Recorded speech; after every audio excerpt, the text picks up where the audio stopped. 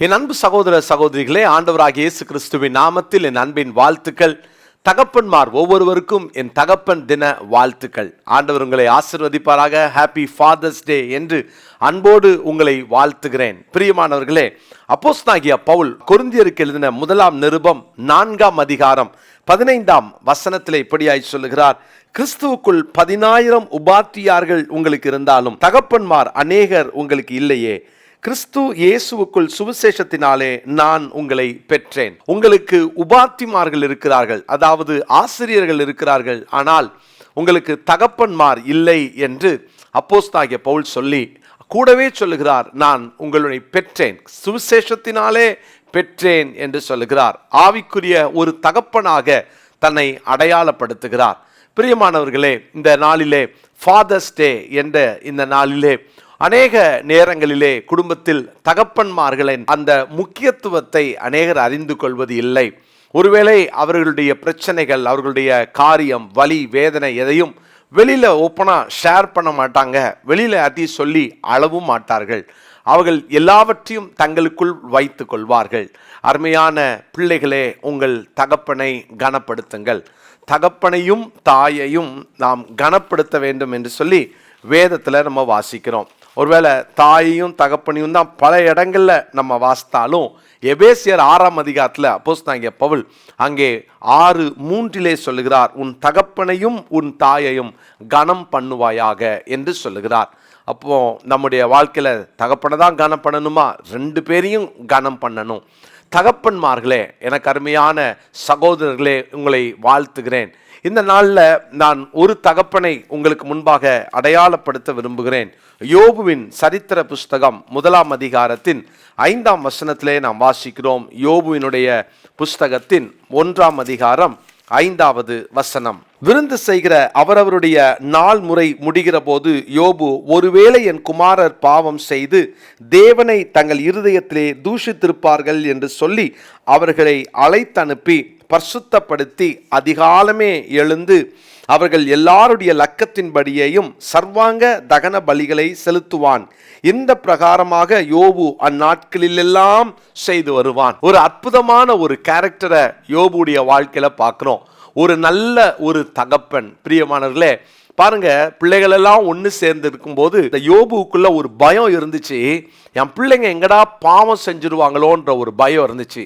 பர்சனலா அவருக்குள்ள ஒரு தெய்வ பயம் உள்ள இருந்துச்சு. அதனாலதான் பிள்ளைங்க பாவம் செஞ்சிடக்கூடாதுன்ற அந்த உணர்வு இருந்தது. பிரியமானவர்களே, ஒரு நல்ல தகப்பன் அவருடைய இருதயத்துக்குள்ள ஒரு தெய்வ பயம் இருக்க வேண்டும். அந்த தெய்வ பயம் இருந்ததுனால தான் தீமையை விட்டு விலகுகிற, பொல்லாப்புக்கு விலகுகிற ஒரு நல்ல ஒரு மனிதன். அத ஆண்டவரே அந்த யோபுவை குறித்து சாட்சி சொல்லுகிறார். 8ஆம் வசனத்துல, கர்த்தர் சாத்தானை நோக்கி, என் தாசனாகிய யோபின் மேல் கவனம் வைத்தாயோ? உத்தமனும் சன்மார்க்கனும் தேவனுக்கு பயந்து பொல்லாப்புக்கு விலகுகிறவனுமாகி அவனைப் போல பூமியில் ஒருவனும் இல்லை என்றார். அந்த யோபு யார் தெரியுமா? தேவனுக்கு பயப்படுகிறவன். முதலாவது தேவ பயமுள்ள ஒரு மனிதன். கர்த்தருக்கு பயப்படுகிற மனுஷனை தான் கர்த்தர் ஆசீர்வதிப்பார். என்னதான் அவன் வாழ்க்கையில இழந்தாலும் ஆண்டவர் அடுத்த சில மாதங்களில் எல்லாம் திரும்ப அவனை ஆசீர்வதிக்க ஆரம்பிச்சிட்டார். பிரியமானவர்களே, ஒருவேளை உங்க வாழ்க்கையில நிறைய அப்ஸ் அண்ட் டவுன்ஸ் வரலாம், இழப்புகள், நஷ்டங்கள் ஏற்படலாம். சோர்ந்து போகாதீங்க, கவலைப்படாதீங்க. தேவன் உங்கள் வாழ்க்கையில் அந்த தெய்வ பயத்தை எதிர்பார்க்கிறார். தேவ பயம் நமக்கு ரொம்ப அவசியமானது. முதலாவது அவனுக்குள் இருந்த தேவ பயம். இரண்டாவது பாருங்களேன், அந்த யோபு 1:5 வாசிக்கிறோம், அதிகாலமே எழுந்து என்று வாசிக்கிறோம். அவனுக்குள்ள ஒரு பழக்கம் இருந்தது, அதிகாலையில் எழும்புகிற ஒரு பழக்கம். என்னைக்கும் ஒரு தகப்பனுடைய ஒரு வாழ்க்கையில் கற்றுக்கொள்ள வேண்டிய ஒரு பாடம், பிள்ளைகளுக்கு முன்பாக எழுந்திருக்க வேண்டும். பிள்ளைகள் எழும்புவதற்கு முன்பாக தகப்பனார் எழுந்து தேவ சமூகத்தில் ஜெபிக்கிற ஒரு பழக்கம் இருக்கணும். ஒருவேளை பிள்ளைகளெல்லாம் அழைச்சி அவங்கள பரிசுத்தப்படுத்துவதற்காக பலிக்கான ஆயத்தங்களை செய்யும் போது இந்த யோபுவும் கூட அவர்களுக்கு முன்பாக எழுந்தாதான் அவர்களை அழைக்க முடியும். அப்போ பிள்ளைகளுக்கு முன்பாக எழுந்து பலிபீடத்தை கட்ட ஒரு தகப்பன் கற்றுக்கொள்ள வேண்டும். பிள்ளைகளுக்கு முன்பாக தகப்பனுடைய முழங்கால் அங்கே முழங்க வேண்டும். பிள்ளைகளுக்கு முன்பாக தேவனை தேட வேண்டும். பிள்ளைகளுக்கு முன்பாக நீங்கள் பலிபீடம் கட்ட பழகுங்கள். பிரியமான என் அன்பு சகோதரர்களே, இன்னைக்கு அந்த ஒரு நல்ல பழக்கத்தை கர்த்தர் நமக்கு தருவாராக. காலையிலே அதிகாலையிலே எழுந்து பலிபீடம் கட்டுகிற ஒரு நல்ல பழக்கம் யோபுவினிடத்தில் இருந்தது. ஒருவேளை இன்னைக்கு நீங்கள் என் பிள்ளைங்க தான் ஜெபம் பண்ணுவாங்க, எனக்கு ஜெபிக்க தெரியாது அப்படின்னு சொல்லுகிற தகப்பனா, உங்கள் பிள்ளைகள் ஆசீர்வாதமாக இருக்கணும்னா நீங்கள் ஜெபிக்கணும்.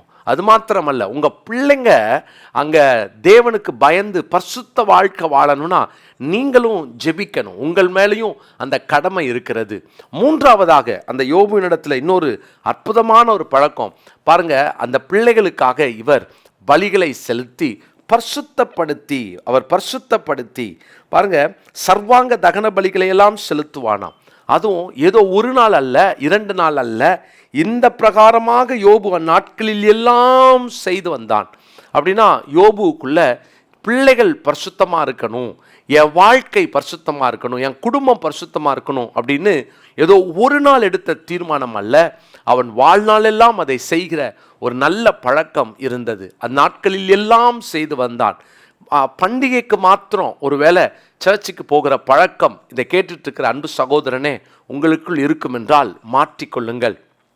ஒவ்வொரு நாளும் நீங்கள் ஆண்டவரை தேடணும். ஒவ்வொரு வாரமும் ஆராதனைக்கு போகணும். ஆராதனையில் நீங்கள் அதிக முக்கியத்துவம் கொடுங்க. சீக்கிரமாக போங்க.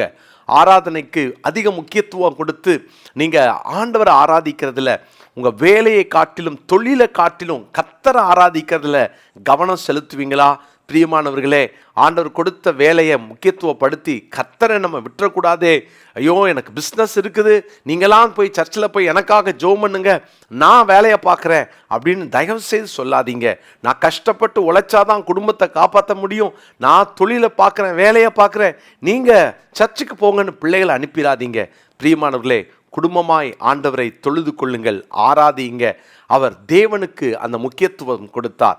அவர் ஒரு நாள் அல்ல, பண்டிகை காலத்தில் மாத்திரம் அல்ல, அவர் அந்த பிரகாரமாகவே செய்து வந்தார். அப்படின்னா அவன் வாழ்க்கையிலே இதை ஒரு பழக்கமாய் வைத்திருந்தார். பிரியமானவர்களே, தொடர்ந்து நம்முடைய கண்களை மூடும் வரைக்கும் நம்ம ஜெபிக்கணும், பரிசுத்தமாக வாழணும், தேவனுக்காக வாழணும், குடும்பமாக வாழணும். நானும் என் வீட்டாருமோ என்றால் கர்த்தரையே சேவிப்போன்னு வேதத்தில் வாசிக்கிறோமே.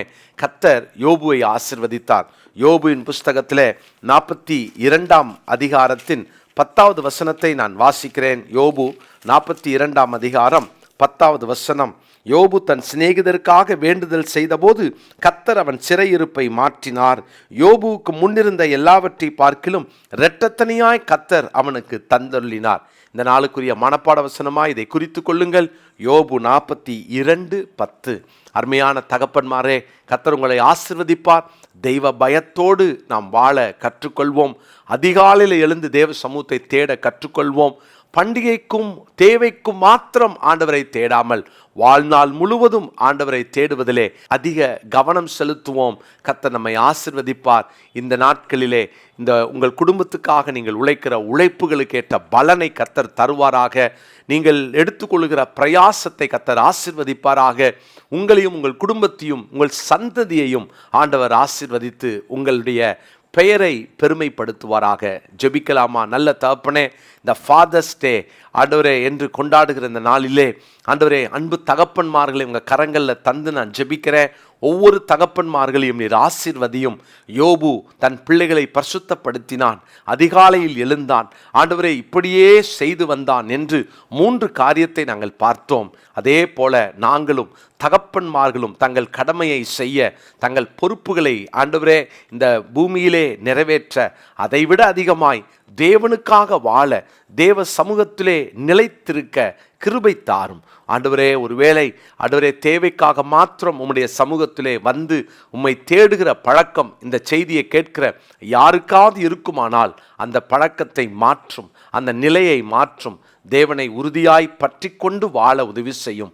ஒருவேளை இழப்பின் மத்தியில் இந்த செய்தியை கேட்டுக்கொண்டிருப்பார்கள் என்றால் இரட்டத்தனையான பலன்களை தமது பிள்ளைகள் இன்றைக்கு இந்த வார்த்தையை கேட்டு ஒப்பு கொடுக்கிறதினாலே பெற்றுக்கொள்வார்களாக. இயேசுவின் நாமத்தில் ஜெபிக்கிறோம் நல்ல பிதாவே, ஆமென். பிரியமானவர்களே, உங்களை அன்போடு வாழ்த்துகிறேன். விங்ஸ் ஆஃப் விக்டரி IAS அகாடமியை குறித்து சில காரியத்தை உங்களோடு பகிர்ந்து கொள்ள விரும்புகிறேன். 2025-26 ஆகிய இந்த ஆண்டுக்கான UPSC தேர்வுக்கான பிரிலிம்ஸ் மெயின்ஸுக்கான அட்மிஷன்ஸ் நடந்து கொண்டிருக்கிறது. மிக குறைந்த ஃபீஸை தான் நாங்கள் வாங்குறோம். அதுவும் இந்த வருஷம் நமக்கு கிடைத்திருக்கிற ஃபேக்கல்டிஸ் ஒவ்வொரு ஆண்டும் 2 அல்லது 3 பேர் UPSC கிளியர் பண்ணி அவர்கள் நல்ல பதவிகளிலே அமர்ந்திருக்கிறவர்கள். அப்படிப்பட்ட ஒரு நல்ல தலைவர்களை உருவாக்கின ஃபேக்கல்டிஸ் தான் நம்ம இந்த வருஷம் நம்ம எடுத்திருக்கிறோம். எனவே இந்த நாளில் மிக கொஞ்சம் சீட் தான் இருக்கிறதுனால வேகமாக தரிசனம் உள்ள, தேசத்தை கலக்க வேண்டும் என்ற தரிசனம் உள்ள இளைஞர்கள் உடனடியாக கீழே காண்கிற இந்த ஃபோன் நம்பரை குறித்து கொண்டு